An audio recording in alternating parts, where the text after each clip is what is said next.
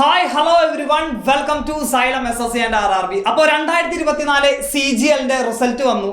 നമുക്കറിയാം SSC CGL എന്ന് പറയുന്നത് എല്ലാ വർഷവും നടക്കുന്ന എക്സാം ആണ്. പക്ഷെ ഇത്തവണ SSCയുടെ CGL എക്സാം കുറച്ച് വിവാദങ്ങൾ നിറഞ്ഞിട്ടുള്ള ഒരു എക്സാം ആയിരുന്നു എന്ന് തന്നെ നമുക്ക് പറയാം. കാരണം Tier 1 റിസൾട്ട് വന്നപ്പോഴും കോൺസിക്യൂട്ടീവ് ആയിട്ട് റോൾ നമ്പേഴ്സുകൾ ഉള്ള സ്റ്റുഡൻസ് ലിസ്റ്റിലുണ്ട് എന്നുള്ള രീതിക്ക് ഒരു സ്കാം ആണെന്നൊക്കെ പറഞ്ഞിരുന്നു. അതിനോടുള്ള നമ്മുടെ സ്റ്റാൻഡ് എന്താണെന്നുള്ളത് നമ്മൾ മുൻ വീഡിയോകളിൽ പറഞ്ഞിട്ടുള്ളതാണ്. ഇപ്പോൾ 2024 CGL ഫൈനൽ റിസൾട്ട് ഔട്ടായപ്പോൾ വളരെ ഹൈ കട്ട് ഓഫ് ആണ് വന്നിരിക്കുന്നത് ഒരുവിധം എല്ലാ പോസ്റ്റുകൾക്കും.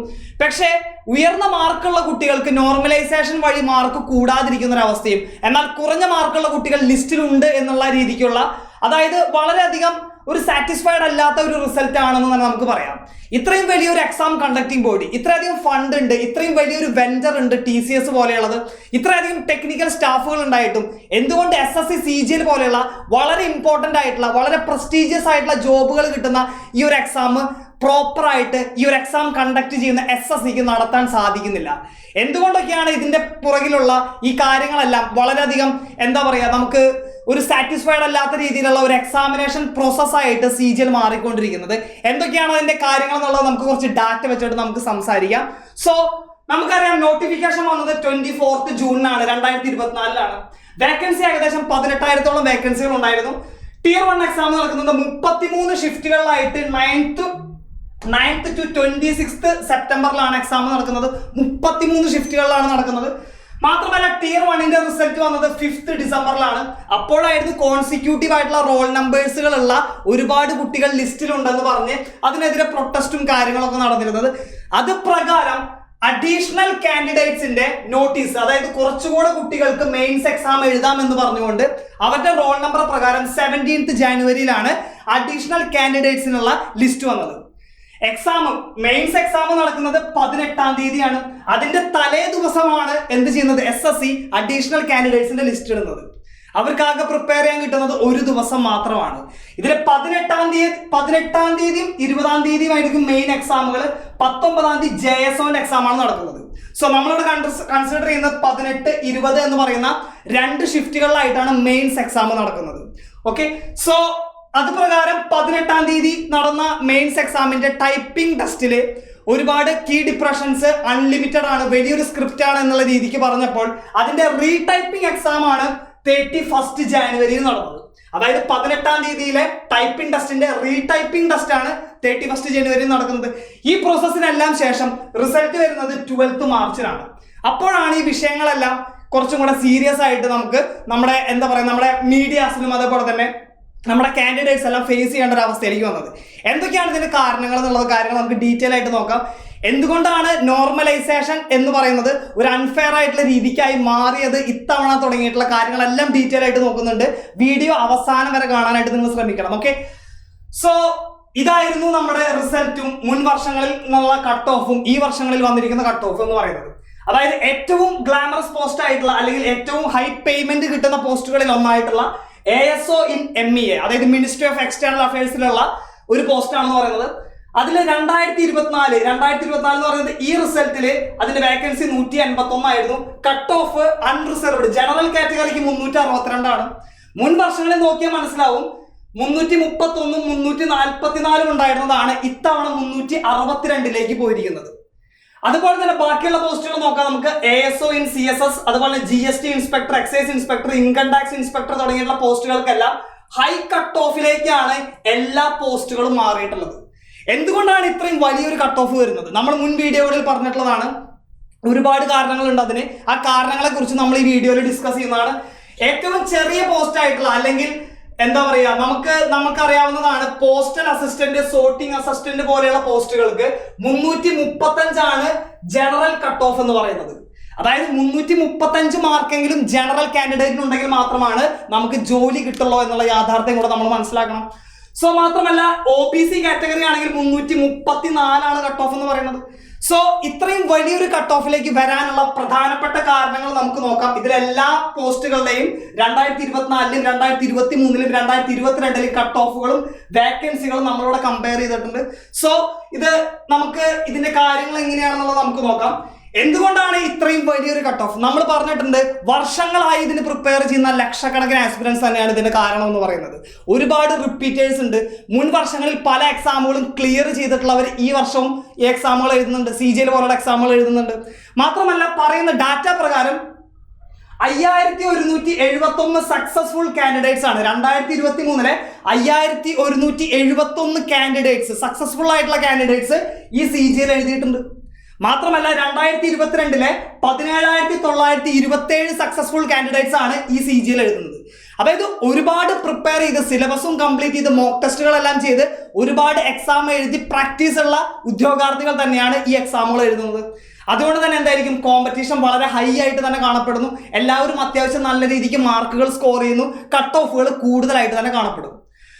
എന്തുകൊണ്ടാണ് ഇങ്ങനെ റിപ്പീറ്റേഴ്സ്, ഓൾറെഡി സർവീസിൽ ഇരിക്കുന്നവര്, ഇപ്പൊ ചെറിയ പോസ്റ്റുകളൊക്കെ പെട്ടിട്ടുള്ള പോസ്റ്റൽ അസിസ്റ്റന്റ്, സോർട്ടിംഗ് അസിസ്റ്റന്റ് പോലെയുള്ള ഡെസിഗ്നേഷനിൽ ഇരിക്കുന്നവർ തന്നെ നല്ലൊരു പോസ്റ്റിനായിട്ട്, ഇൻകം ടാക്സ് ഇൻസ്പെക്ടർ പോലെയുള്ള അല്ലെങ്കിൽ MA ASO പോലെയുള്ള പോസ്റ്റുകൾക്കായിട്ട് വീണ്ടും വരുന്ന എക്സാമുകൾ എഴുതുന്നു? കാരണം എന്ന് പറയുന്നത്, ഞാൻ പറഞ്ഞ പോലെ തന്നെ ഡിസൈഡ് പോസ്റ്റുകൾ കിട്ടാനും അവരുടെ വർക്ക് ലൊക്കേഷൻ, ഇപ്പോൾ ഹോം ടൗണിലേക്കൊക്കെ വന്നിട്ട് വർക്ക് ചെയ്യണമെന്ന് ആഗ്രഹിക്കുന്നവരുണ്ടായിരിക്കാം. അപ്പോൾ അവരുടെ ലൊക്കേഷൻ ചേഞ്ചിന് വേണ്ടിയിട്ടും അവർക്ക് റാങ്ക് ഇംപ്രൂവ് ചെയ്യാൻ വേണ്ടിയിട്ടും പോസ്റ്റ് ഇംപ്രൂവ് ചെയ്യാൻ വേണ്ടിയിട്ടും അവർ വരുന്ന CGL എക്സാമുകൾ എഴുതി തുടങ്ങും. അതും എന്താണ് ഈ ഒരു ഹൈ കട്ട് ഓഫിന് കാരണമായിട്ട് തന്നെ നമുക്ക് മനസ്സിലാക്കാം. ഓക്കെ, അടുത്തൊരു കാര്യം എന്ന് പറയുന്നത് difficulty level of the questions. നമുക്കറിയാം CGL എക്സാം വഴി കിട്ടുന്നത് അത്യാവശ്യം നല്ല പോസ്റ്റുകളാണ് കിട്ടുന്നത്. അപ്പോൾ ക്വസ്റ്റ്യൻസിന്റെ നിലവാരം ഒന്നും കൂടെ കൂട്ടണം എന്നാണ് നമുക്ക് റിക്വസ്റ്റ് ആയിട്ട് SSCയോട് പറയാനുള്ളത്. കാരണം MTS, GD, CHSL പോലെയുള്ള എക്സാമുകൾക്ക് ചോദിക്കുന്ന അതേ ഡിഫിക്കൽട്ടി ലെവലുള്ള ക്വസ്റ്റ്യൻസ് ആണ് CGL മെയിൻസ് പോലുള്ള എക്സാമുകൾക്ക് ചോദിക്കുന്നത്. നമുക്കറിയാം, മെയിൻസിന്റെ ക്വസ്റ്റ്യൻ പേപ്പർ എടുത്ത് നോക്കിയാൽ മനസ്സിലാവും, RPF അതായത് റെയിൽവേ പ്രൊട്ടക്ഷൻ ഫോഴ്സിന്റെ എക്സാമിന് ചോദിച്ചിട്ടുള്ള ക്വസ്റ്റ്യൻസിന്റെ അതേ കോപ്പി ക്വസ്റ്റ്യൻസ് തന്നെയാണ് മെയിൻസ് എക്സാമിന് ചോദിക്കുന്നത്. അതുകൊണ്ട് ക്വസ്റ്റ്യൻസിന്റെ നിലവാരം ഉയർത്തിയില്ലെങ്കിൽ അത്യാവശ്യം എല്ലാവരും നല്ല രീതിക്ക് സ്കോർ ചെയ്യും. അപ്പോൾ ആ ഒരു പെർട്ടിക്കുലർ ഷിഫ്റ്റിന്റെയോ അല്ലെങ്കിൽ എക്സാമിൽ എഴുതിയിട്ടുള്ള ഉദ്യോഗാർത്ഥികളുടെ ആവറേജ് സ്കോറും കൂടുതലായിട്ട് തന്നെ കാണപ്പെടും. അതുകൊണ്ട് തന്നെ കട്ട് ഓഫും ഉയർന്നു തന്നെ ഇരിക്കും. അപ്പോൾ ഈ CHSL, MTS പോലെയുള്ള എക്സാം, നമുക്ക് GD, MTS പോലുള്ള എക്സാം എന്ന് പറയുമ്പോൾ അത് 10th ലെവലാണ് അല്ലെ, നമുക്കറിയാം. അതായത് 10th ലെവൽ എക്സാമുകളാണ്. CHSL എന്ന് പറയുമ്പോൾ നമുക്കറിയാം എന്താണ്, അത് 12th ലെവൽ എക്സാം ആണ്. സോ ഈ എഡ്യൂക്കേഷണൽ ക്വാളിഫിക്കേഷൻ മീറ്റ് ചെയ്യുന്ന രീതിക്കായിരിക്കണം ക്വസ്റ്റ്യൻസ് അസൈൻ ചെയ്യേണ്ടത്, അല്ലെങ്കിൽ ക്വസ്റ്റ്യൻസിന്റെ പാറ്റേൺ അങ്ങനെയായിരിക്കണം. പക്ഷെ CGL പോലുള്ള എക്സാം എന്ന് പറയുമ്പോൾ ഇവിടെ ഗ്രാജുവേഷൻ ആണ് മിനിമം എഡ്യൂക്കേഷണൽ ക്വാളിഫിക്കേഷൻ എന്ന് പറയുന്നത്. അതുകൊണ്ട് തന്നെ ഈ CGL എക്സാമിന് അല്ലെങ്കിൽ കമ്പൈൻഡ് ഗ്രാജുവേറ്റ് ലെവൽ എക്സാമിന് ക്വസ്റ്റ്യൻസിന്റെ നിലവാരം കുറച്ച് ഉയർത്തി കാണിച്ചാൽ തന്നെ അവിടെ നമുക്കറിയാം, ഇപ്പോൾ ഓൾമോസ്റ്റ് വരുന്നത് 80+ ആണ് എന്തായാലും കട്ട് ഓഫുകൾ വരുന്നത്. ഇപ്പൊ നമുക്കിപ്പോ എടുക്കുകയാണെങ്കിൽ ലാസ്റ്റ് CGL എടുക്കുകയാണെങ്കിൽ 75% ആണെന്ന് പറയുന്നത്, 75% മുകളിലാണെന്ന് പറയുന്നത് കട്ട് ഓഫ് Tier 1 എന്ന് പറയുന്നത്. Tier 2 എടുത്തു കഴിഞ്ഞാൽ നമുക്ക് മനസ്സിലാവും ഓൾമോസ്റ്റ് 93%ഓളമാണ് ഏറ്റവും ടോപ്പ് പോസ്റ്റിനുള്ള കട്ട് ഓഫ് എന്ന് പറയുന്നത്. ഇതെന്തായാലും ഇത്രയും വലിയൊരു കട്ട് ഓഫ് വരുന്നതിൽ നിന്ന് കുറച്ച് കട്ട് ഓഫ് താഴാൻ വേണ്ടിയിട്ട് നമ്മൾ എന്ത് ചെയ്യണം, ക്വസ്റ്റ്യൻസിന്റെ നിലവാരം ഉയർത്തേണ്ടതായിട്ടുണ്ട്. ഇതും നമുക്ക് SSCയോട് പറയാനുള്ള ഒരു റിക്വസ്റ്റ് ആയിട്ട് തന്നെ നിങ്ങൾ കണക്കാക്കണം. ഓക്കെ, മറ്റു കുറച്ച് റിക്വസ്റ്റുകൾ എന്ന് പറയുന്നത് എന്താണെങ്കിൽ, ഇപ്പോ CGLന്റെ എക്സാം പ്രോസസ് എന്ന് പറയുന്നത് നമുക്കറിയാം, Tier 1 എക്സാം ഉണ്ട്, Tier 2 ഉണ്ട്. Tier 2 ശേഷം, അതായത് മെയിൻസ് എക്സാമിന് ശേഷം എന്ത് വരും, ഇവർ ചെയ്യുന്നത് എന്താണെങ്കിൽ ടെന്റേറ്റീവ് ആയിട്ടുള്ള ഒരു ആൻസർ കീ കൊടുക്കും. അതിനുശേഷം പോസ്റ്റ് പ്രിഫറൻസ് കൊടുക്കാനുള്ള ഒരു ഓപ്ഷൻ വരും. അതിനുശേഷമാണ് റിസൾട്ട് വന്നിട്ടുള്ളത്. ഇപ്പൊ റിസൾട്ട് വന്നു എന്നുള്ള ഒരു സ്റ്റാൻഡിലാണ് ഇരിക്കുന്നത്. അതിനുശേഷം ഇതുവരെയായിട്ടും എന്ത് വന്നിട്ടില്ല, ഫൈനൽ മാർക്കോ ഫൈനൽ ആൻസർ കീയോ SSC പബ്ലിഷ് ചെയ്തിട്ടില്ല. ഇത് തന്നെ ഒരു തെറ്റായിട്ടുള്ള ഒരു എക്സാമിനേഷൻ സ്റ്റേജുകളാണ് അല്ലെങ്കിൽ പ്രോസസ്സുകളാണ്. മറിച്ച് മാറ്റം വരുത്തേണ്ടത് എങ്ങനെയാണെങ്കിൽ, നമുക്കറിയാം ഫൈനൽ ആൻസർ കീയും ഫൈനൽ മാർക്കിനും ശേഷം നമ്മൾ മെയിൻസ് എക്സാം എഴുതിയിട്ട് നമുക്ക് എത്രത്തോളം മാർക്കാണ് എന്ന് അറിഞ്ഞതിന് ശേഷം വേണം നമ്മൾ എന്ത് ചെയ്യാൻ, നമുക്ക് ഏത് പോസ്റ്റുകൾ പ്രിഫറൻസ് അനുസരിച്ച് കൊടുക്കണം എന്നുള്ളത് നമുക്ക് ചെയ്യാനായിട്ട്. ഫൈനൽ മാർക്ക് അറിഞ്ഞാൽ നമുക്ക് മനസ്സിലാവും ഏകദേശം ഏതൊക്കെ പോസ്റ്റുകളാണ് നമ്മൾ പ്രിഫറൻസ് അനുസരിച്ച് ഫസ്റ്റ് ഓർഡറിൽ കൊടുക്കേണ്ടത് എന്നുള്ള ഏകദേശം ധാരണ ഉണ്ടായിരിക്കും. ആ ഒരു ധാരണ ഉണ്ടാക്കുവാനായിട്ട് SSC ഇവിടെ സമ്മതിക്കുന്നില്ല, അല്ലെങ്കിൽ അങ്ങനെയല്ല എക്സാമിന്റെ പ്രോസസ്സ് എന്നുള്ളതാണ് ഇവിടുത്തെ ഏറ്റവും വലിയൊരു കുറവായിട്ട് നമുക്ക് പറയാനുള്ളത്. അതിനുശേഷമായിരിക്കണം എന്ത് വരേണ്ടത്, ഫൈനൽ റിസൾട്ട് വരേണ്ടത്. ഫൈനൽ ആൻസർ കീയും ഫൈനൽ മാർക്കിന് ശേഷം എന്തായിരിക്കണം, പോസ്റ്റ് പ്രിഫറൻസ്, അതിനുശേഷമായിരിക്കണം റിസൾട്ട് എന്ന് പറയുന്നത്. ഓക്കെ, ഇപ്പോൾ മാർക്ക് കൂടിയിട്ടുള്ള, മാർക്ക് അറിയില്ല, മാർക്ക് അറിയാത്തോടത്തോളം കാലം നമ്മൾ എന്ത് ചെയ്യും, നമ്മൾ ചെറിയ പോസ്റ്റുകൾ അല്ലെങ്കിൽ നമുക്കറിയാം കട്ട് ഓഫ് കുറവുള്ള പോസ്റ്റുകൾ നമ്മൾ പ്രിഫറൻസ് മുകളിൽ കൊടുക്കാം. അപ്പോൾ ഇൻസ്പെക്ടർ പോസ്റ്റുകൾ കിട്ടേണ്ട പല ഉദ്യോഗാർത്ഥികളും postal assistant, sorting assistant, tax assistant പോലെയുള്ള പോസ്റ്റുകളിൽ ഒതുങ്ങി പോകുന്ന ഒരു സാഹചര്യം ഇവിടെ ഉണ്ട്. സോ അത് ഒഴിവാക്കാനായിട്ട് എന്ത് ചെയ്യണം? ഇതായിരിക്കണം എക്സാമിനേഷന്റെ അല്ലെങ്കിൽ നമ്മുടെ എക്സാമിനേഷൻ പ്രോസസ് എന്ന് പറയുന്നത്. ഫൈനൽ ആൻസർ കീക്കും ഫൈനൽ മാർക്കിന് ശേഷം പോസ്റ്റ് പ്രിഫറൻസും അതിനുശേഷമായിരിക്കണം റിസൾട്ട് വരേണ്ടത് എന്നുള്ള ഒരു റിക്വസ്റ്റും കൂടെ നമുക്ക് SSCയോട് പറയാനുണ്ട്. ഓക്കെ, സോ പിന്നെ മറ്റൊരു കാര്യം എന്ന് പറയുന്നത് മെയിൻസ് എക്സാം എഴുതുന്ന ഏകദേശം 1.5 ലക്ഷം ഉദ്യോഗാർത്ഥികളാണ് നമുക്കറിയാം. അതുകൊണ്ട് തന്നെ ഈ Tier 2 എക്സാം നടന്നിരിക്കുന്നത് 18, അതേപോലെ തന്നെ 19 JSO ആയിരുന്നു നമുക്ക് എടുക്കേണ്ട, നമുക്ക് 20. ഈ 2 ഷിഫ്റ്റിലായിട്ടാണ് എന്ത് നടക്കുന്നത്? മെയിൻസ് എക്സാം നടക്കുന്നത്. ഇങ്ങനെ 2 ഷിഫ്റ്റിലായിട്ട് മെയിൻസ് എക്സാം നടത്തേണ്ട എന്ത് ആവശ്യമാണുള്ളത്? 1.5 ലക്ഷം ഉദ്യോഗാർത്ഥികളാണ് അപ്രോക്സിമേറ്റ് എന്ത് മെയിൻസ് എക്സാം എഴുതുന്നത്. ഇവരെല്ലാവരും ഒരു ഷിഫ്റ്റിൽ എക്സാം എഴുതി കഴിഞ്ഞാൽ ഇത്രയധികം എക്സാമിനേഷൻ സെന്റേഴ്സ് ഉണ്ട്, ഇത്രയും വലിയൊരു എക്സാമിനേഷൻ കണ്ടക്ടിങ് ബോഡിയാണ്, ഇത്രയധികം ടെക്നിക്കൽ സ്റ്റാഫുകളുണ്ട്, ഇത്രയധികം എന്താ പറയാ, ഇത്രയും വലിയൊരു എക്സാമിനേഷൻ കണ്ടക്ടിങ് എന്താ പറയുക SSC പോലെയുള്ള ഒരു കമ്മീഷൻ ഉണ്ടായിട്ടും എന്തുകൊണ്ട് മെയിൻസ് പോലെയുള്ള എക്സാമുകൾ ഒരു സിംഗിൾ ഷിഫ്റ്റിൽ നടത്താനായിട്ട് സാധിക്കുന്നില്ല? അപ്പോൾ തന്നെ നമുക്ക് എന്ത് മനസ്സിലായിരിക്കും? എക്സാമിനേഷന്റെ ക്വസ്റ്റ്യൻസ് എല്ലാം ഒരേ നിലവാരമുള്ളതായിരിക്കും. അല്ലെങ്കിൽ എന്ത് പറയാം, നമുക്ക് 2 ഷിഫ്റ്റുകളായിട്ട് നടക്കുമ്പോൾ 2 ഡിഫിക്കൽട്ടി ലെവലിലുള്ള ക്വസ്റ്റ്യൻസ് ഒരു പറ്റം വിദ്യാർത്ഥികൾ അല്ലെങ്കിൽ ഉദ്യോഗാർത്ഥികൾ അറ്റൻഡ് ചെയ്യേണ്ട സാഹചര്യം ഒഴിവാക്കാൻ നമുക്ക് നോർമലൈസേഷൻ എന്ന് പറയുന്ന സംഭവം നമുക്ക് മാക്സിമം ഒഴിവാക്കാനായിട്ട് സാധിക്കും. അപ്പോൾ ഇത്തരത്തിലുള്ള വിവാദങ്ങളിലേക്ക് SSC ഉൾപ്പെടുന്നത് കുറയും ചെയ്യും. അതുകൊണ്ട് മെയിൻസ് എക്സാം എന്തായിരിക്കണം? സിംഗിൾ ഷിഫ്റ്റിൽ നടത്തണം. കഴിഞ്ഞ CHSL എക്സാം എന്തായിരുന്നു? സിംഗിൾ ഷിഫ്റ്റിലായിരുന്നു. പക്ഷെ ഇവിടെ എന്താണ്? SSC വന്നപ്പോൾ CGL വന്നപ്പോഴേക്കും അത് ഡബിൾ ഷിഫ്റ്റിലേക്കായി മാറി, അല്ലെങ്കിൽ ട്രിപ്പിൾ ഷിഫ്റ്റിലേക്കായി മാറി. 18-ന് 19-ന് JSO, 20-ന് JSO അല്ലാത്ത പോസ്റ്റുകളായിരുന്നു നടന്നിരുന്നത്. ഓക്കെ, സോ ഇത് നമുക്ക് എന്താണ് SSCയോടുള്ള ഒരു റിക്വസ്റ്റ് ആണ്. മറ്റൊരു കാര്യം എന്ന് പറയുന്നത് റോങ് ക്വസ്റ്റ്യൻസ്. എന്താണ് പറയാ, ഇത്രയും വലിയ ക്വസ്റ്റ്യൻ ബാങ്ക് ഉണ്ട് കയ്യിൽ, ലക്ഷക്കണക്കിനോ കോടിക്കണക്കിനോ ക്വസ്റ്റ്യൻസ് TCS പോലെയുള്ള എക്സാം കണ്ടക്ടിങ് ബോഡിയുടെ ക്വസ്റ്റ്യൻ ബാങ്കിലുണ്ടായിരിക്കും. അതിൽ നിന്ന് ക്വസ്റ്റ്യൻസിനെ, റോങ് അല്ലാത്ത ക്വസ്റ്റ്യൻസിനെ ഫിൽട്ടർ ചെയ്തെടുക്കാനായിട്ട് ഈ ഒരു എക്സാം കണ്ടക്ടിങ് ബോഡിക്ക് പറ്റുന്നില്ലെങ്കിൽ, SSCക്ക് പറ്റുന്നില്ലെങ്കിൽ അത് വലിയൊരു കുറവാണ്. ഓൾമോസ്റ്റ് 4 to 5 ക്വസ്റ്റ്യൻസ് ആണ് എന്ന് പറയുന്നത് തെറ്റായിട്ട് വന്നിരിക്കുന്നത്. ഇത്രയും ക്വസ്റ്റ്യൻസ് ഒരു മെയിൻസ് പോലെയുള്ള എക്സാമുകൾക്ക്, ഇപ്പൊ പ്രിലിംസിനാണെങ്കിൽ നമുക്കറിയാം ഒരുപാട് ക്വസ്റ്റ്യൻസ് ഉണ്ട്. ഏതെങ്കിലും കുറച്ച് ക്വസ്റ്റ്യൻസിൽ ഓപ്ഷൻ മിസ്റ്റേക്ക് ആയിട്ടോ അങ്ങനെ എന്തെങ്കിലുമൊക്കെ വരാനുള്ള ചാൻസുകൾ ഉണ്ട്. പക്ഷെ മെയിൻസ് എക്സാമിന് സ്പെല്ലിംഗ് എറർ, അതേപോലെ തന്നെ ടൈപ്പിംഗ് മിസ്റ്റേക്ക്, കൺസെപ്ഷൻ മിസ്റ്റേക്ക്, അതുപോലെ ഗ്രാമറ്റിക്കൽ മിസ്റ്റേക്ക്, ഓപ്ഷനിലുള്ള മിസ്റ്റേക്ക്, എന്തുകൊണ്ട് ഇത് സംഭവിക്കുന്നു? അവിടെ പ്രൂഫ് റീഡ് ചെയ്തിട്ട് ക്വസ്റ്റ്യൻസ് അലൈൻ ചെയ്യാനുള്ള ഒരു എന്താ പറയുക ബാക്ക് ആൻഡ് സപ്പോർട്ട് സിസ്റ്റം ഇല്ല എന്നുള്ളത് തന്നെ ഏറ്റവും വലിയൊരു കുറവാണെന്നുള്ളത് നമുക്ക് മനസ്സിലാക്കണം. ഓക്കെ, റോങ് ക്വസ്റ്റ്യൻസ് മാക്സിമം ഒഴിവാക്കണം. അത് പ്രകാരം വരുന്ന നോർമലൈസേഷനിലാണെങ്കിലും അതിന്റെ ടെന്റേറ്റീവ് ആൻസർ കീക്ക് ശേഷം ഫൈനൽ ആൻസർ കീ വരുമ്പോൾ വലിയൊരു ഡ്രാസ്റ്റിക് ആയിട്ടുള്ള മാർക്കിൽ വരുന്ന ഒരു ചേഞ്ച് എന്ന് പറയുന്നതും റോങ് ക്വസ്റ്റ്യൻസിന്റെ ഇൻഫ്ലുവൻസ് വളരെയധികം റിഫ്ലക്റ്റ് ആയിട്ടുള്ള ഒരു റിസൾട്ട് ആണെന്ന് പറയുന്നത് SSC CGL 2024 എന്ന് പറയുന്നത് എന്നുള്ളതും നിങ്ങൾ മനസ്സിലാക്കേണ്ട ഒരു കാര്യമാണ്. ഓക്കെ, സോ എന്തൊക്കെ കാര്യങ്ങളാണ് നോർമലൈസേഷനെ ജനറലി എഫക്ട് ചെയ്യുന്നുള്ളത് നമുക്ക് നോക്കാം. സോ ഇവിടെ നമ്മൾ പറഞ്ഞു 2 ഷിഫ്റ്റിൽ എക്സാം നടത്തുന്നു. 2 ഷിഫ്റ്റിൽ എക്സാം നടത്തുമ്പോൾ ഓട്ടോമാറ്റിക് ആയിട്ട് എന്ത് വരും? 2 ഡിഫിക്കൽട്ടി ലെവലിലുള്ള ക്വസ്റ്റ്യൻസ് ആയിരിക്കും. ഇവിടെ നടന്നിരിക്കുന്നത് 18th-ലും അതേപോലെ തന്നെ 20th-ലുമാണ് എക്സാം നടന്നിരിക്കുന്നത്. ഇവിടെ 18th-ല് നടന്ന എക്സാമിന് എന്ന് പറയുമ്പോൾ ഡിഫിക്കൽട്ടി ലെവല് കൂടുതലായിരുന്നു. 20th-ന് എന്തായിരുന്നു? ഡിഫിക്കൽട്ടി ലെവൽ കുറവായിരുന്നു. അതുകൊണ്ട് തന്നെ 18-ാം തീയതി നടന്നിരുന്ന എക്സാമിന് നോർമലൈസേഷനിലെ സ്കോർ കൂടുതലായിരിക്കും.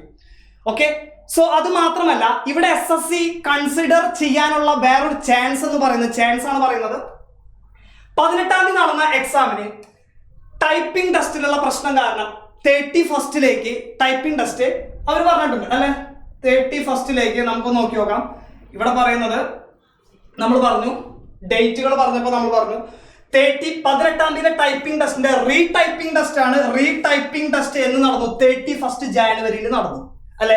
അപ്പൊ മൊത്തത്തില് ഒരു നമ്മുടെ എന്താ പറയാ നമുക്ക് നോക്കുകയാണെങ്കിൽ നമുക്ക് മനസ്സിലാക്കാൻ പറ്റുന്നത് 18-ാം തീയതി മെയിൻസിന്റെ ഒബ്ജക്റ്റീവ് എക്സാം എഴുതിയിട്ടുള്ള ഒരു ഉദ്യോഗാർത്ഥി, ശ്രദ്ധിക്കണേ, 18-ാം തീയതി മെയിൻസിന്റെ ഒബ്ജക്റ്റീവ് എക്സാം എഴുതിയിട്ടുള്ള ഒരു ഉദ്യോഗാർത്ഥി ഒബ്ജക്റ്റീവ് എക്സാം നേരെ എഴുതാൻ പറ്റിയില്ല, വിചാരിച്ചത്ര സ്കോറും ചെയ്യാൻ പറ്റിയിട്ടില്ല, ഒരുപാട് ക്വസ്റ്റ്യൻസ് തെറ്റുണ്ടെന്ന് അറിയാം, അല്ലെങ്കിൽ ഒരുപാട് ക്വസ്റ്റ്യൻസ് അറ്റൻഡ് ചെയ്യാൻ പറ്റാത്ത ഒരാള്. ഓക്കെ, ആള് 18-ാം തീയതി തന്നെ ടൈപ്പിംഗ് ടെസ്റ്റ് എഴുതിയിട്ടുണ്ട്. ടൈപ്പിംഗ് ടെസ്റ്റിൽ എന്താണ്, സ്ക്രിപ്റ്റ് വളരെ വലുതായതുകൊണ്ട് തന്നെ അത് ഫുള്ളായിട്ട് അറ്റൻഡ് ചെയ്യാൻ പറ്റാത്തത് കൊണ്ടും അതിന് 18-ാം തീയതിയിൽ നിന്ന് 31-ാം തീയതി റീടൈപ്പിംഗ് ടെസ്റ്റ് വച്ചിട്ടുണ്ട്.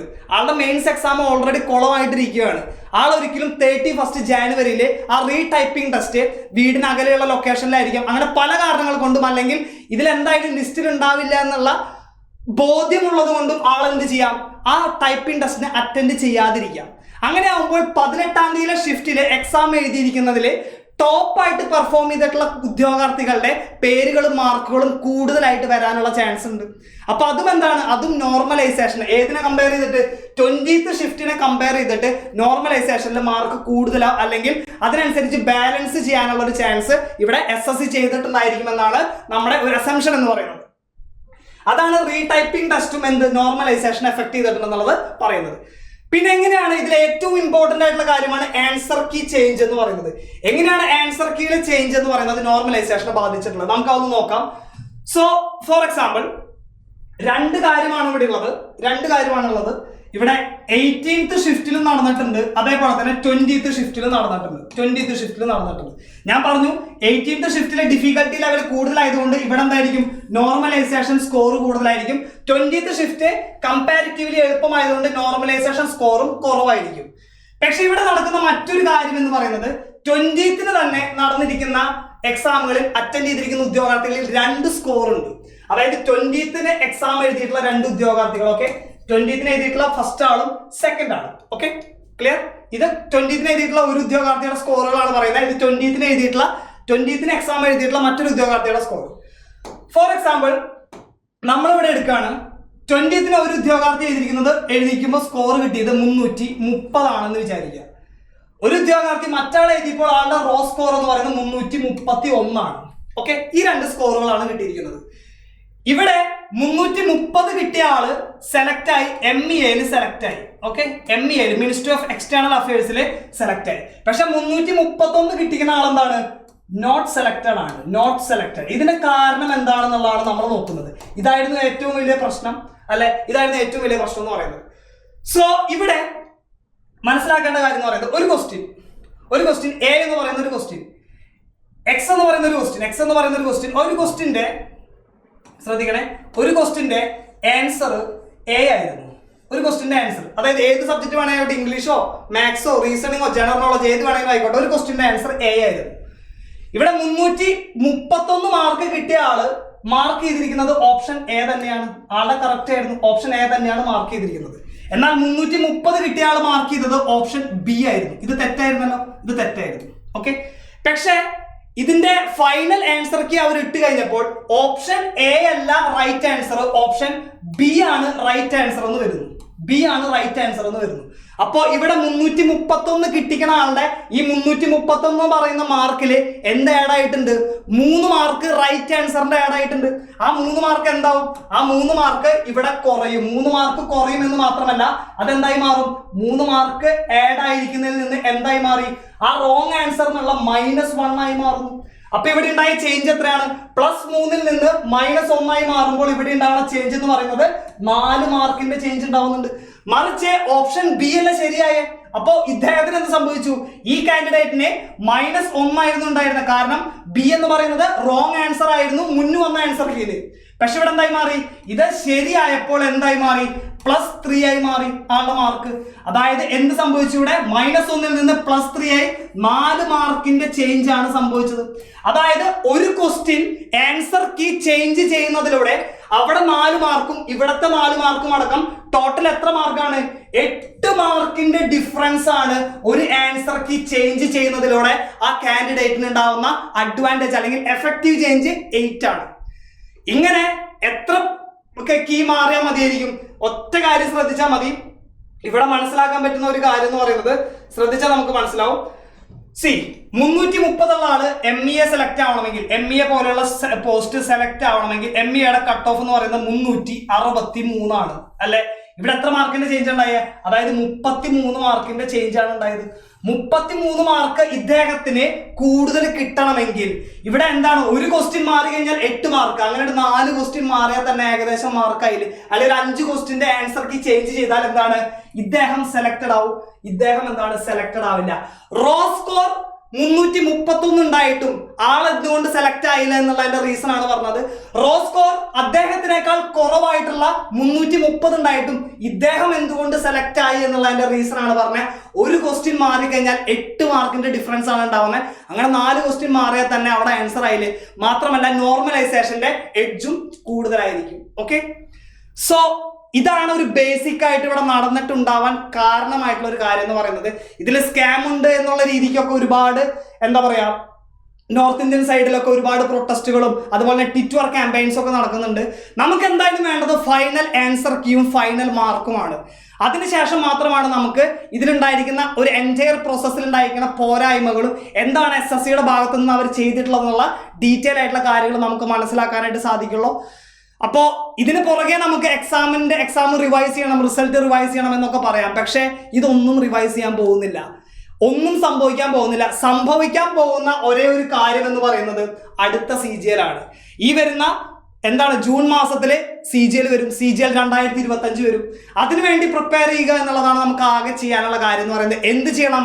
സിലബസ് കംപ്ലീറ്റ് ചെയ്യണം.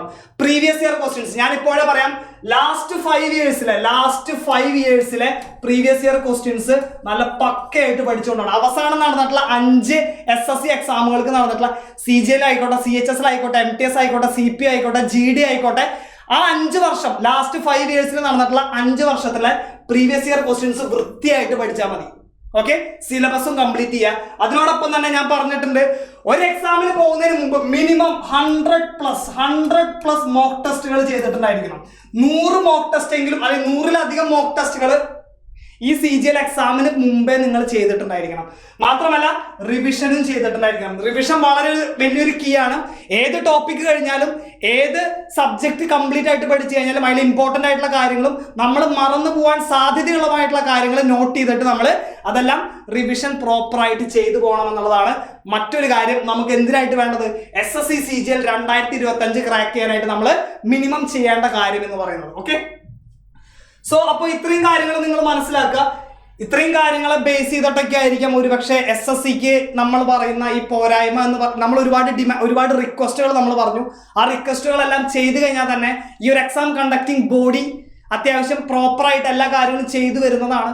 അത്യാവശ്യം ഗ്ലാമറസ് ആയിട്ടുള്ള പോസ്റ്റുകളിലേക്കുള്ള ഈ ഒരു സെലക്ഷൻ പ്രോസസ്സ് എന്ന് പറയുന്നത് കുറച്ചും കൂടെ ട്രാൻസ്പെറന്റ് ആക്കണം എന്ന് തന്നെയാണ് നമ്മുടെ ഒരു റിക്വസ്റ്റ്. കാരണം എല്ലാ കാര്യങ്ങളും ട്രാൻസ്പെറന്റ് ആക്കി കഴിഞ്ഞാൽ അതിലുള്ള വിശ്വാസം നമ്മുടെ കൂടും. അത് മാത്രമല്ല ആ ഒരു എക്സാമിന് പ്രിപ്പയർ ചെയ്യുന്ന ഒരുപാട് ആസ്പിരൻസ് ഉണ്ട്. അപ്പോൾ അവരുടെ കൺസേൺസും കൂടിയാണ് ഇതെല്ലാം എന്ന് നമുക്കറിയാം. സോ എല്ലാവരും ഈ കാര്യങ്ങൾ മനസ്സിലാക്കിക്കൊണ്ട് തന്നെ എക്സാമിന് എന്തായാലും നമുക്ക് കുറച്ച് മാസങ്ങൾ കൂടെ ബാക്കിയുള്ളൂ, 3 മാസത്തോളാണ് ബാക്കിയുള്ളത്. അത്രയും കാലം നല്ല വൃത്തിയായിട്ട് പഠിച്ച് ഈ വരുന്ന CGL ക്രാക്ക് ചെയ്യാനായിട്ട് നോക്കുക. And this is all about and thank you.